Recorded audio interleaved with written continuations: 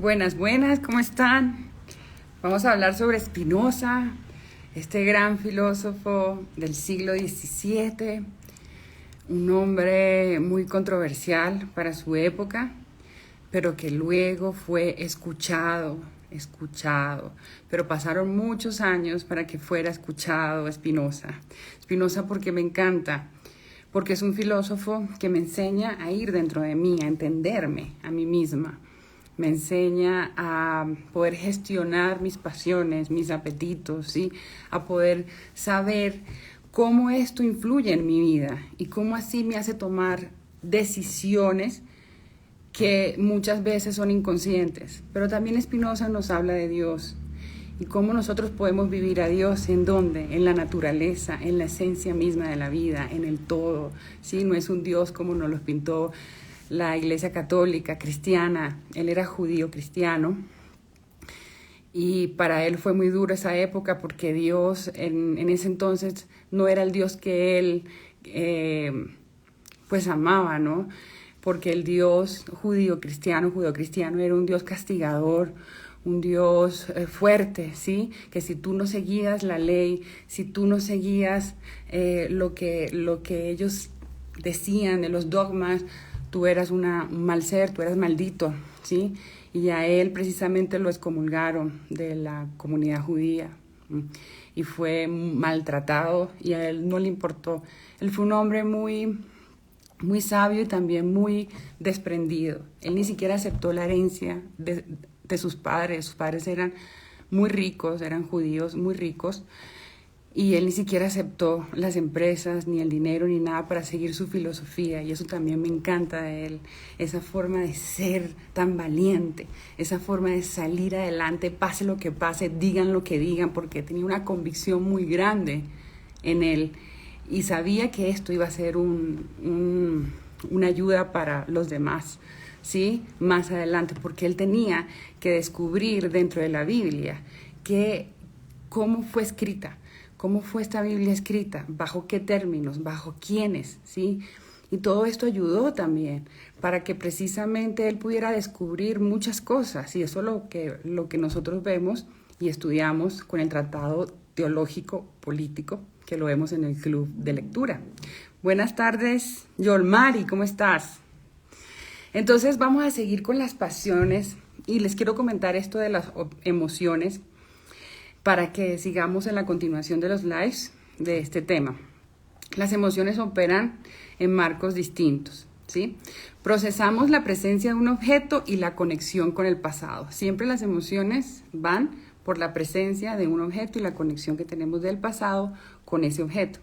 Y así las emociones evalúan de forma natural la situación porque es biológico, es reactivo y el aparato de la mente coevalúa racionalmente, ¿sí? Hay un aparato que es la mente y este coevalúa después de que pasa la emoción.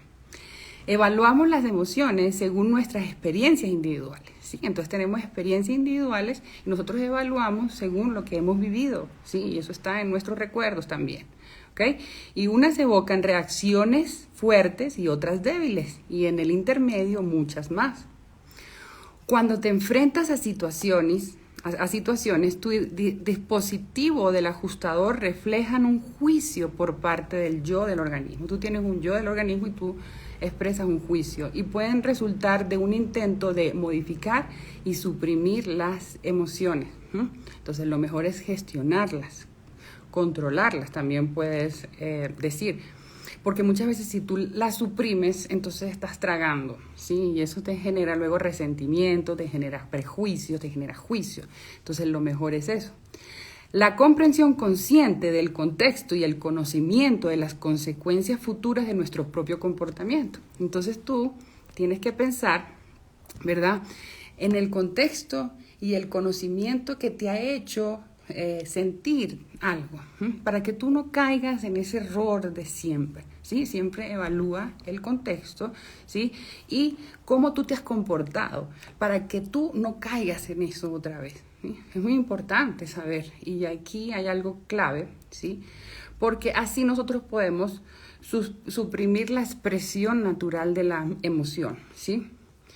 Pero la suprimes conscientemente, no inconsciente, porque cuando es inconsciente, es cuando tú reaccionas automáticamente, es cuando cometes errores, ¿sí? Caes en los mismos ciclos, ¿sí? Caes en las mismas situaciones, entonces tú no quieres eso, tú lo que quieres es mejorar siempre, ¿no? Evolucionar, estamos aquí para evolucionar. Y tienes la memoria emocional, y dice Spinoza siempre habla del hombre, ¿no? Pero yo lo refiero al hombre como hombre y mujer. Un hombre resulta tan afectado, agradable o dolorosamente por la imagen de una cosa pasada o futura como por la imagen de una cosa presente, ¿sí? Entonces tú misma puedes tener una emoción por una cosa futura que te lo creaste en la mente o por una cosa presente que sí está pasando. Entonces tengan eso en cuenta a la hora de evaluar sus emociones. La maquinaria de ejecución de las emociones y lo dependiente que es el sentimiento de estas. Fíjense que después de la emoción está el sentimiento, ¿sí? Entonces, miren esto que les voy a dejar muy claro. ¿Qué es el sentimiento? ¿Listo? El bulbo raquídeo controla tipos de acción determinados. Dichas acciones producen la emoción, en donde se mueve la parte corporal. Entonces tú tienes una emoción y se mueve una parte de tu cuerpo. Si es tristeza, va a aparecer en la cara, en la boca, en la faringe, en el diafragma, ¿sí? Se mueve esta parte corporal. Solo tienes que evocar algunos pensamientos, y en este caso tristeza, y tu mente disparará la emoción y vas a actuar como tal, ¿sí? Entonces esto es automático. Las emociones surgen a velocidad, muy rápido, y dan paso a los sentimientos, ¿sí? Que los sentimientos es el teatro de la mente y las emociones el teatro del cuerpo. Entonces la mente, ¿qué está escondido detrás de la emoción? Para yo poder determinar eso. Y a los pensamientos asociados, ¿sí? Entonces la emoción surge a velocidad, eso va pum de una, y dan paso a los sentimientos y a los pensamientos asociados. Los pensamientos también producen emociones que dan origen a los sentimientos, también va viceversa. Y estos evocan otros pensamientos temáticamente relacionados y amplifican el estado emocional, ¿sí? Que viene también de la memoria, de tus experiencias. Entonces se amplifica todo. Por eso es que nosotros tal vez, estoy pensando, cuando uno es violento, cuando hay cosas que no le gustan a uno, que uno grita, que uno dice cualquier bobada, es porque se amplificó eso dentro de uno y uno no lo supo controlar, no lo supo gestionar, no supo decir, ok, ya va, esto está viniendo de ese sentimiento que me está provocando esta parte del cuerpo y me está provocando este pensamiento, y ahí yo misma voy a hacer el cambio, ¿sí? Más emociones da origen a más sentimientos. Entre más emociones tengas, más sentimientos tienes. Y el ciclo continúa hasta que la distracción o la razón le pone fin. O sea, cuando tú tienes la razón, analizas, eso le pone fin.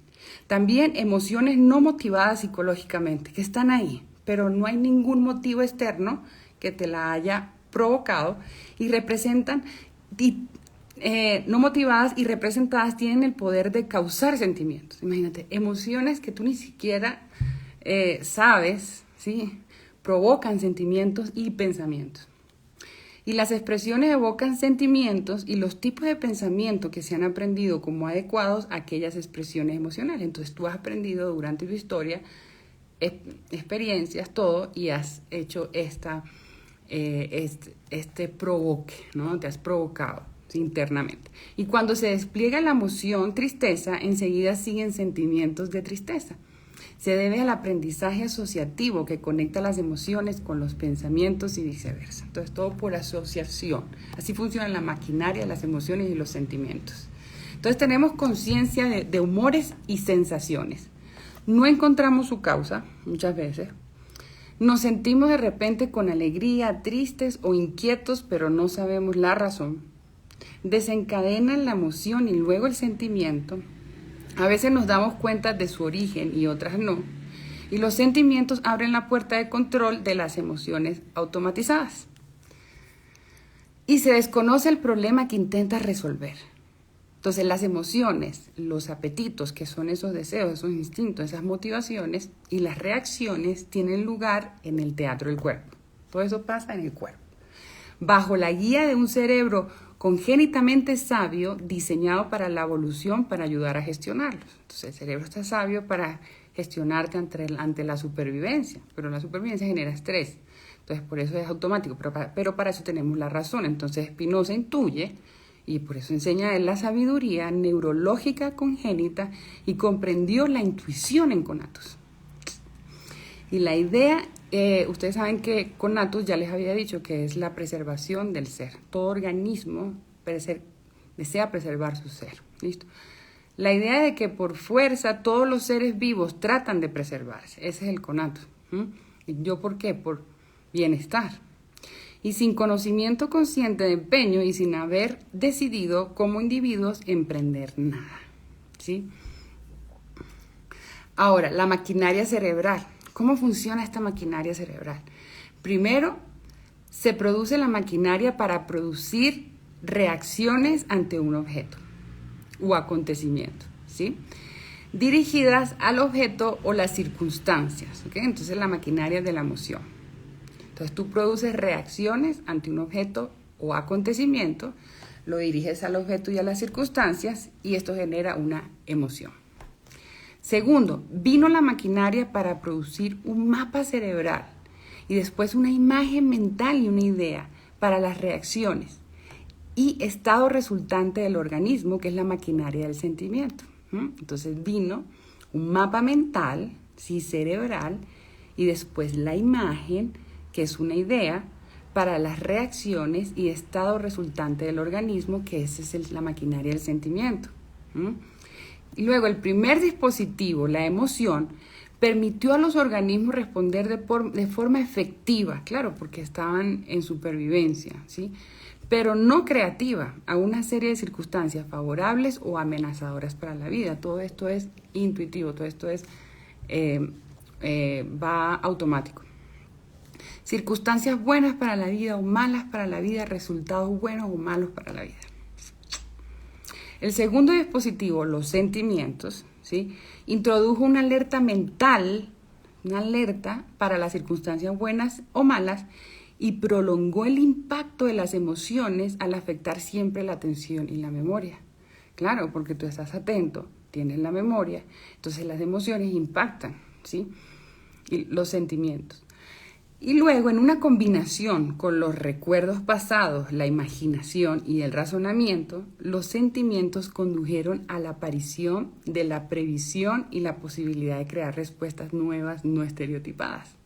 Entonces, imagínense cómo esta maquinaria cerebral funciona dentro de ti, cómo tú a través de esto, cuando tú tomes nota, puedes hacer un análisis, puedes ver otra vez este live y agarrar una nota y tú misma o tú mismo autoanalizarte. Y la naturaleza utilizó la maquinaria de la emoción como punto de partida y añadió otros componentes más. Entonces ven cómo todo esto nos ayuda a nosotros a saber qué emoción tengo, qué sentimiento hay detrás y cómo mi aparato cerebral automáticamente genera unas reacciones, pero que yo misma puedo autocontrolarme para poder gestionar esas pasiones y esos apetitos y esos deseos que muchas veces son descontrolados y que muchas veces nos hacen tomar decisiones por emoción, ¿sí? Y por ese sentimiento, porque ese sentimiento puede ser algo que viene atrás, algo que te causó un trauma, algo que te causó una situación, pero también puede ser algo chévere. Entonces, todo lo malo obviamente no lo queremos ver, no lo queremos sentir, no lo queremos repetir. Entonces, para eso es muy importante esta autogestión. Por eso es que nosotros en el Club de Lectura, cuando nos reunimos los días martes a las 6, leemos los libros de Spinoza, que precisamente autoanalizamos, nos autogestionamos, resolvemos, ¿sí? Y tomamos decisiones conscientes de nuestro presente y de nuestro futuro. Y algo de Spinoza es muy bonito porque él habla de Dios. Cuando tú obras bien y obras a Dios, obras con amor al prójimo. Entonces es esa preocupación por el otro, esa preocupación por la naturaleza, por el lugar donde tú habitas, por todo lo que te rodea, para que tú puedas ir avanzando en la vida de forma consciente, humana, buscando el bienestar tuyo y buscando el bienestar de los demás. Estaba leyendo esta parte de Spinoza que me causó es bastante fuerte, porque cuando él ya estaba en esa época, en su herencia, ¿sí? Fue un asunto triste y complicado, porque en esa época prohibieron su obra, ¿sí? Las iglesias, la política, no quería que su obra saliera en ningún lugar.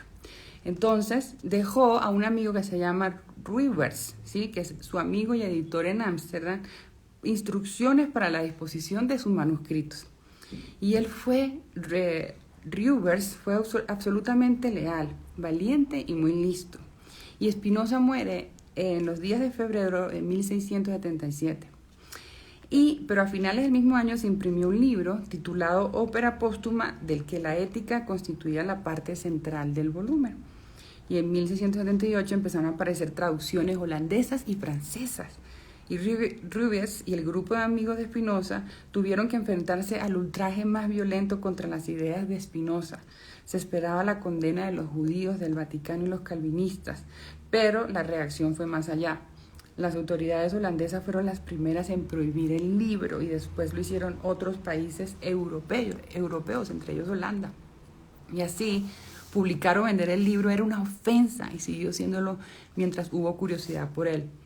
Rubens eludió a las autoridades de una manera magistral, negando una y otra vez tener conocimiento alguno, y consiguió distribuir de manera ilegal varios libros en Holanda y en el extranjero, pero no está claro cuántos. Y las palabras de Spinoza estaban seguras en muchas bibliotecas privadas de Europa, en claro desafío a las iglesias y a las autoridades. En Francia fue muy leído. No hay duda de que los aspectos más asequibles de la obra, que trataba de la religión organizada y de su relación con el Estado, que esto lo leemos en el Tratado Teológico Político, es un libro muy espectacular de él, eran asimilados y en muchos rincones admirados. No obstante, iglesias y autoridades ganaron en gran parte su batalla porque las ideas de Spinoza difícilmente podían citarse impresas desde una consideración positiva. Por eso es que hay mucha gente que piensa que Spinoza es ateo, que Spinoza no cree en Dios, es todo lo contrario. Una persona que no sabe, que no ha estudiado a Spinoza. Precisamente lo que hizo Spinoza fue indagar sobre esta iglesia, indagar a profundidad a través de la razón, de la observación, los hechos, ¿sí? Para él poder presentar a Dios, pero de una forma más humana, más natural, ¿sí? No con esos dogmas tan estrictos y que fueron pasados de generación en generación, y hay que ver el contexto, la persona que lo dijo y todo eso. La amonestación fue implícita en lugar de legislarse de manera patente. Pocos filósofos políticos se atrevían a ponerse de parte de Spinoza, claro, tenían miedo porque ello habría sido provocar el desastre. Y esto se explicó en toda Europa durante la mayor parte de los 100 años que siguieron a su muerte.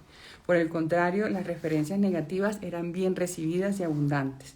En Portugal mencionaron a Spinoza como peyorativo, muy peyorativo, como sinvergüenza, pestilente, impío, estúpido. Y así lo criticaron de manera muy déspota, ¿sí? Y ya recientemente ha quedado claro que la obra de Spinoza fue un motor decisivo para el desarrollo de la Ilustración. Imagínense, es una época muy importante. Y que sus ideas colaboraron a dar forma al debate intelectual central de la Europa del siglo XVIII. Imagínense, influenció la Ilustración y el debate intelectual de la Europa del siglo XVIII. ¿Cómo no estudiar a este hombre? Tiene mucho que enseñar, aunque la historia del periodo apenas permitía que nadie le creyera. Y así, por ejemplo, una de las publicaciones fundamentales de la Ilustración, la Enciclopédie de Diderot y de Ambelert, dedican 5 veces más espacio a Spinoza que a Locke. Locke también fue muy importante, con un propósito de distracción a Locke.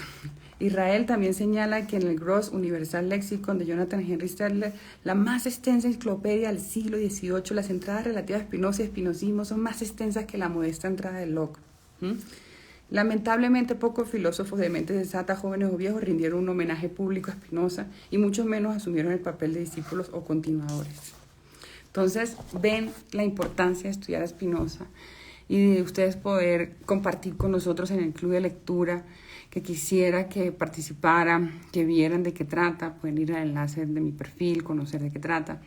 y miren todo lo que pueden aprender para poder generar este espacio en su mente, esta parte intelectual, porque eso es una inteligencia, la parte intelectual, la emocional, la cultural, la filosófica. Todo esto nos alimenta, nos cultiva nuestro ser, nuestro espíritu, nuestra mente, nuestro sentir, las emociones. Y todo esto nos ayuda a ser personas armónicas, evolucionadas, que precisamente vamos avanzando en la sociedad.